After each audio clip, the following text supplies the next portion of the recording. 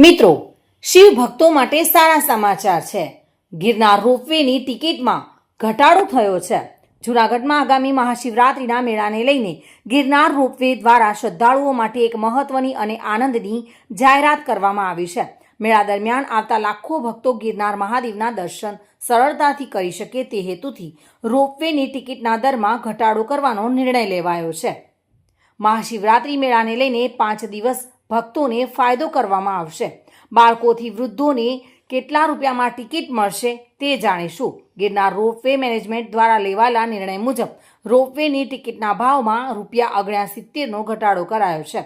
અત્યાર સુધી જે ટિકિટનો દર ₹699 હતો તે હવે મહાશિવરાત્રિના પાવન પર્વ નિમિત્તે માત્ર ₹630માં ઉપલબ્ધ થશે।